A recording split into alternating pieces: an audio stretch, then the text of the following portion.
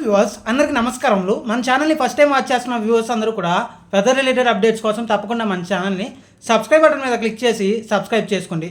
ఈరోజు కూడా రాయలసీమలో చాలా ప్రాంతాల్లో మనం చెప్పిన విధంగానే వర్షాలు అయితే నమోదవడం జరిగింది. ముఖ్యంగా చిత్తూరు జిల్లా, తిరుపతి జిల్లాలో అత్యధికమైన వర్షాలు, చాలా చోట్ల భారీ వర్షాలు అయితే నమోదవడం జరిగింది. ముఖ్యంగా మదనపల్లిలో వర్షం దంచికొట్టింది. మదనపల్లి పరిసర ప్రాంతాలు, పుంగునూరు, పలమనేరు, అలాగే పోతలపట్టు, తంబళ్ళపల్లి పరిసర ప్రాంతాలతో పాటుగా కుప్పం పరిసర ప్రాంతాలు, అలాగే గుర్రంకొండ పరిసర ప్రాంతాలు, అలాగే చిత్తూరు పరిసర ప్రాంతాలు, పుత్తూరు పరిసర ప్రాంతాలు, పీలేరు పరిసర ప్రాంతాలు, తిరుపతి పరిసర ప్రాంతాలు, శ్రీకాళహస్తి పరిసర ప్రాంతాలు, చంద్రగిరి, రేణిగుంట పరిసర ప్రాంతాలు, నగరి పరిసర ప్రాంతాల్లో చాలా చోట్ల ఉమ్మడి చిత్తూరు జిల్లా వ్యాప్తంగా కూడా భారీ వర్షాలు అయితే నమోదవటం అయితే జరిగింది. కొన్ని చోట్ల తీవ్రమైన ఉరుములతో కూడా, చాలా చోట్ల విధ్వంసకరమైన పిడుగులతో కూడిన వర్షం అయితే నమోదవటం అయితే జరిగింది. కాబట్టి ఈ వర్షాలు చిత్తూరు, తిరుపతి జిల్లాలో రానున్న రోజుల్లో కూడా ఎక్కువగా ఉండే అవకాశం ఉంది. ఈ జిల్లాల ప్రజలు అప్రమత్తంగా ఉండండి. ఇక మరొక పక్కన సత్యసాయి జిల్లా, అనంతపురం జిల్లా, అలాగే ముఖ్యంగా ఇటు వచ్చేసరికి కర్నూలు జిల్లాలోని పడమర భాగాలు, ఈ ప్రాంతాల్లో కూడా సాయంత్రం, రాత్రి సమయంలో అక్కడక్కడ వర్షాలు నమోదవడం జరిగింది.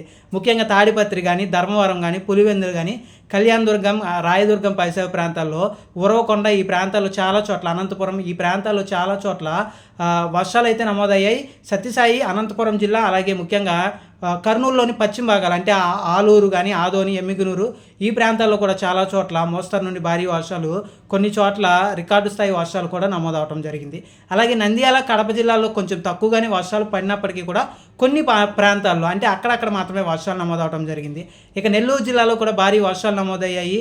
అలాగే ముఖ్యంగా ఇటు తెలంగాణ రాష్ట్రంలో కూడా మనం చెప్పిన విధంగానే ఉమ్మడి మహబూబ్నగర్ జిల్లాలో చాలా చోట్ల వర్షాలు అయితే నమోదవడం జరిగింది. మిగిలిన ప్రాంతాల్లో మనం చెప్పిన విధంగానే భారీ ఎండలు కొనసాగాయి. వర్షాలు అయితే చాలా తక్కువగా అయితే నమోదవడం జరిగింది. ఓవరాల్గా మాత్రం రాయలసీమలో మనం చెప్పిన విధంగానే చాలా చోట్ల వర్షాలు పడ్డాయి. ప్రజెంట్ కూడా తిరుపతి పరిసర ప్రాంతాలు, కళ్యాణదుర్గం పరిసర ప్రాంతాల్లో 11 ఈ సందర్భంలో వర్షాలు పడుతున్నాయి. కాబట్టి రాత్రికి ఇంకాస్త ఎక్కువ ప్రాంతాల్లో అంటే కడప జిల్లా కానీ, కర్నూలు, నంద్యాల జిల్లాతో పాటుగా ముఖ్యంగా మరికొద్ది ప్రాంతాల్లో రాయలసీమలో వర్షాలు చూసే అవకాశం అయితే ఉంది. రానున్న 10 రోజులు కూడా రాయలసీమతో పాటుగా నెల్లూరు జిల్లా వ్యాప్తంగా కూడా భారీ వర్షాలు ఉండే అవకాశం ఉంది. ప్రజలు, రైతులు అప్రమత్తంగా ఉండండి.